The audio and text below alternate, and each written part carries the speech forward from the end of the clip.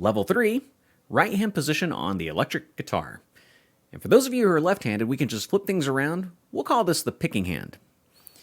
And so the main difference between the acoustic and the electric guitar player with this technique has to do with this metal piece, which we call the bridge. It's where the strings meet the body of the guitar. And my electric guitar players are going to rest their palm upon the bridge. We're making contact with the bridge and using that bridge as a pivot point to play the notes for single notes. My acoustic guitar players are going to float their hand hovering over the strings just over the sound hole. So that's the main difference. My acoustic players are over the sound hole. My electric players are right on top of the bridge. Now, if you remember your first guitar lesson, we discussed the importance of proper body alignment to the instrument. We're going by what nature has given us. And our hand is the most comfortable when it's in a straight position. So that's what we're going to do. We're going to draw a straight line from corner all the way to corner on our guitar. And that's going to give us a 45-degree angle. Your hand is running diagonal to the strings at the same angle.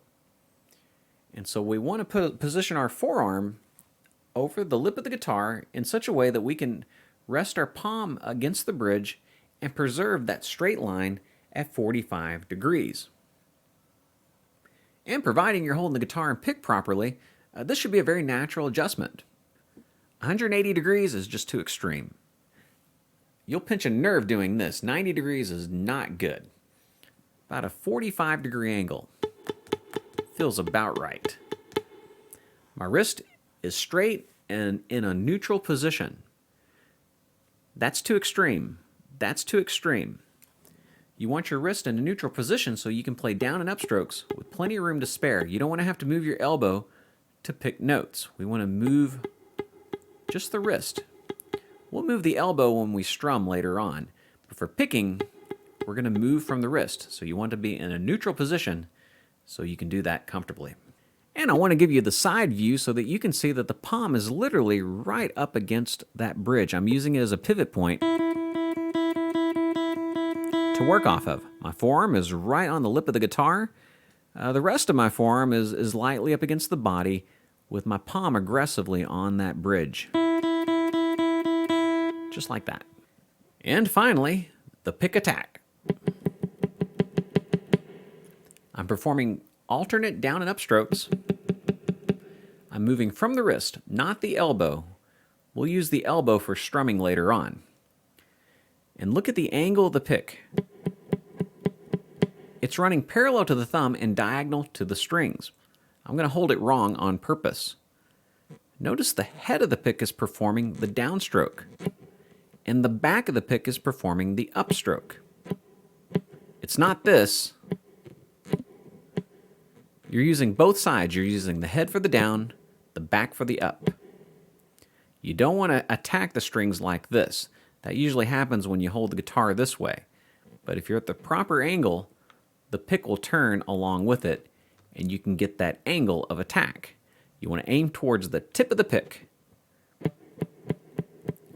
And providing you're holding the guitar right, you're holding the pick right, you got all the proper angles, this will come natural. Our first exercise will involve a technique called string crossing as we play 8 notes per string. And to do that, we ride the palm along the bridge like this. And we preserve that same angle of attack. In other words, the angle of the thumb running diagonal against the string doesn't change at all. And as long as you're riding along this bridge here, you should be able to preserve that. What you don't want to do is lock your wrist on the bridge and then use your wrist to find the strings. That's going to ruin your angles of attack. It makes it very difficult to play. We want to use the wrist for actually playing the notes for the down and up strokes. But we use the bridge to change from string to string. And we do that by bringing our elbow up and down as we cross from string to string. So for our first exercise, we're going to play 8 notes on each string using alternate down and up strokes with the pick. And don't forget about riding that palm along the bridge as we change the strings. it should feel exactly the same on this string as it feels on this string. And providing you're doing that, it should be okay. You don't want to play like this here and then like this up here. That's inconsistent. It should be the same here as it is here. Rhythm and dynamics are important. So not only do you want your sounds to be equal, you don't want a loud sound on the downstroke and a soft sound on the upstroke. So try to make the attack equal on both sides, but also the distance of the attack. You want the downstroke to equal the upstroke. You don't want a long downstroke and a short upstroke. And then try to keep everything as close to the strings as possible. The smaller, the better. And you're aiming for the very tip of the pick. Okay, I'm going to give an 8 count, and we'll begin. 1, 2, 3, 4, 5, 6, 7, 8. 1, 2, 3, 4, 5, 6, 7, 8. 1, 2, 3, 4, 5, 6, 7, 8. 1, 2, 3, 4, 5, 6, 7, 8. 1, 2, 3, 4, 5, 6, 7, 8.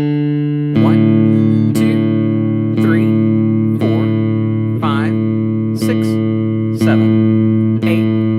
1, 2, 3, 4, 5, 6, 7, 8. 1, 2, 3, 4, 5, 6, 7, 8. 1, 2, 3, 4, 5, 6, 7, 8. 1, 2, 3, 4, 5, 6, 7, 8. 1, 2, 3, 4, 5, 6, 7, 8. 1, 2, 3, 4, 5, 6, 7, 8. Very good. And if you found that I was too fast, you can always slow me down on the media player. The most important thing is that you're executing the techniques properly and that you're playing to a steady count.